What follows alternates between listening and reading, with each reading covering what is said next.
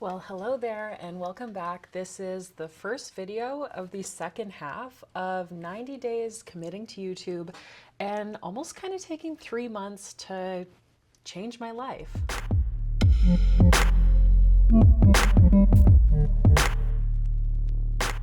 So this video is going to be all about my research and what I've found and the questions that I've answered to sort out who I am and what my brand is and how to get more clarity on that. With my research and snooping around on the internet, trying to sort out all these questions and big vision board plan of what things were going to look like, there were two moments that kind of stuck with me that thought, oh, I need to look a little bit deeper for this. And one was just a random Instagram reel clip. This woman asked somebody, what is your subliminal message? And I went back and watched it again because I thought, oh my gosh, what is that? And how do you figure out what that is? And the other moment was another podcast that I listened to, Cody Sanchez from The Big Deal. She had Devin Levesque on.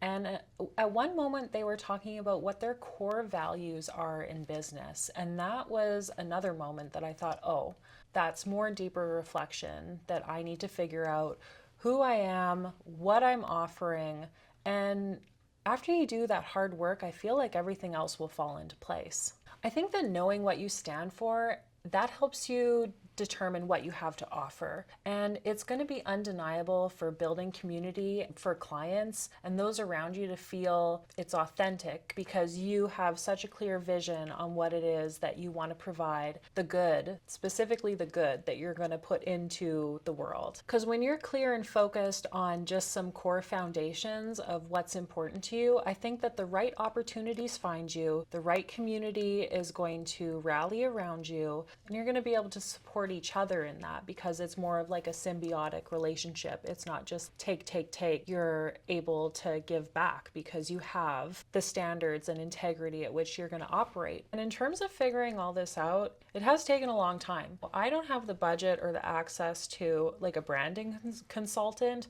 That can cost anywhere from a couple grand to like 15, 20 grand, depending on the size of your business and your expectations of what you're going to get from it. So we're doing a DIY situation, which I think will evolve as time goes on. Putting in this background effort of thoughtful consideration, internet research, journaling, answering questions, that has brought more clarity to just like almost the aesthetic overall look of things. The resources that I've used for this has been Pinterest, Google, YouTube, AI as well. I'm just asking questions like, hey, what would a branding consultant ask me? And there's so much information out there that you can dig and pick at to try to find that kind of clarity. And lots of these questions were really hard to answer. Some of them I couldn't answer. Like even a very common question is, what problem are you trying to solve for people? Bro, I don't know. I literally draw pictures. And you could say, oh, well, I do tattoos for people and they want a tattoo, and so then that's a problem that I'm solving for them. Then if you dig deeper, some of the answers will be like, hey, you're solving a problem of people trying to connect with their bodies, either trying to memorialize something or celebrate something, and you get to be a part of that big milestone.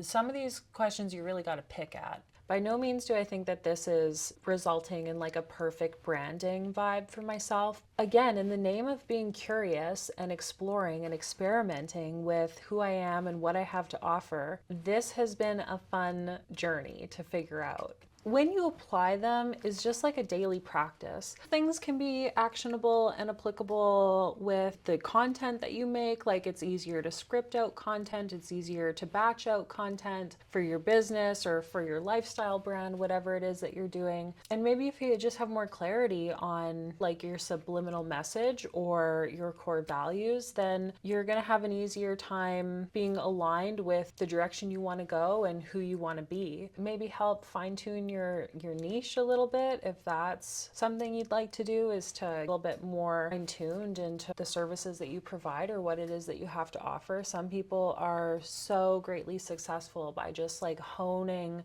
a specific skill or practice or service that they can offer to people. Probably answered about 50 questions between Pinterest, various questions I heard from podcasts, YouTube, using ChatGPT, thoughtfully answered all those, and then kind of blended it all up, I was able to have more clarity on the undertow message of who I am and what I have to offer. I was able to get my core values, sort out a subliminal message, which kind of falls into almost having an elevator pitch for yourself and how you'd capture somebody's interest with who you are and what you do. So you're probably now wondering, okay, well, what are your core values? Now that I have them, they're perfect. They are what I believe, things that I have working for me in the background and have as a foundation.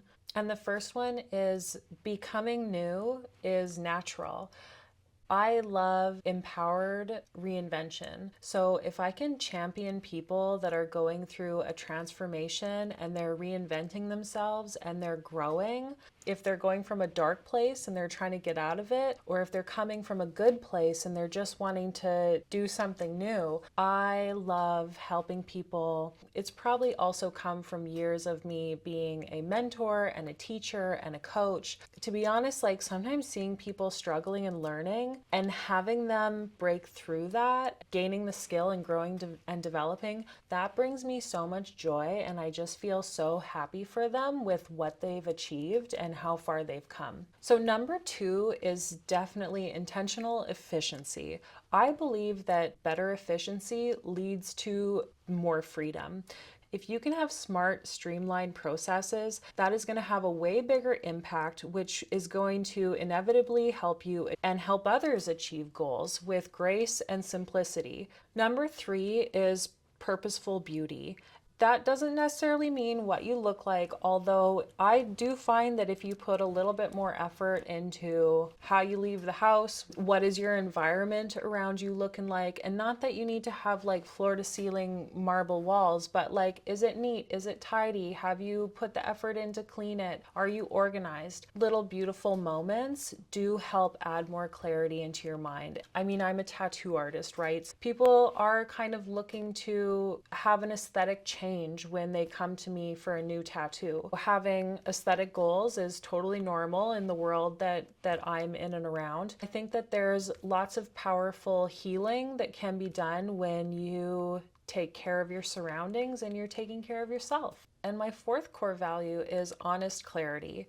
I do think that truth is an act of care, and not that it needs to be harsh. I would rather have somebody tell me all the information, good or bad, so that I can make the best possible decision for myself. I would rather know all the information up front rather than hear about it later when that might have altered my decision on something. That's like a very simple thing that I can offer to other people and hope that they would do that for me in return. Even once I did all my research, answered all the questions, I still had to go through all the information and put it together in a digestible, cohesive write-up I can reflect on and go back to and use. Keep in mind that even when you are using tools like ChatGPT or other AI programs, it's going to blend it up in a way that is very still kind of surface level and might not be completely authentic to you. Even though I use those tools, I definitely took time to edit them and